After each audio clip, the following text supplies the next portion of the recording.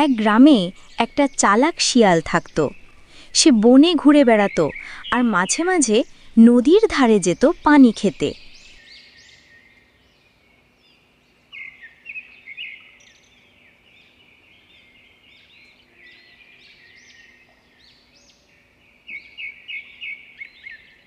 নদীর মধ্যে থাকত এক বুড়ো কুমির। প্রতিদিন শিয়াল পানি খেতে এলে কুমির তাকে দেখত।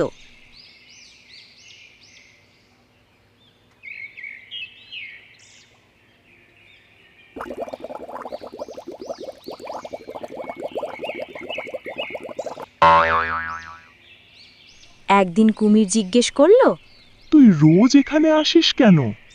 শিয়াল হেসে বলল, পানি খাই আর তোমার মতো বড় প্রাণীদের দেখি। এইভাবেই তাদের মধ্যে বন্ধুত্ব হলো। প্রতিদিন তারা গল্প করত, খেলা করত।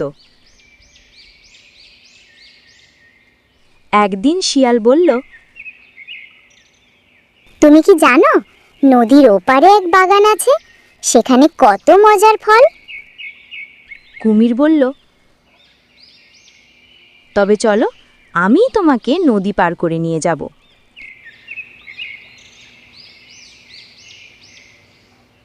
শিয়াল উঠল কুমিরের পিঠে।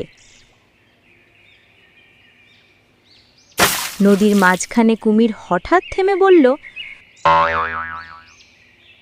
আসলে আমি তোমাকে খেতে চাই। আমার স্ত্রী মজা করে বলেছে শিয়ালের কলিজা খেতে চায়। শিয়াল হেসে বলল, আরে, আমি তো কলিজা ঘরে রেখে এসেছি। তুমি যদি চাও চলো ফিরে যাই, নিয়ে আসি। কুমির বিশ্বাস করল। শিয়ালকে নিয়ে আবার তীরে ফিরল। তীরে পৌঁছেই শিয়াল লাফ দিয়ে নেমে বলল, বোকা কুমির, কলিজা কি কখনো শরীর থেকে আলাদা থাকে? এইভাবে চালাক শিয়াল নিজের বুদ্ধিতে প্রাণ বাঁচালো।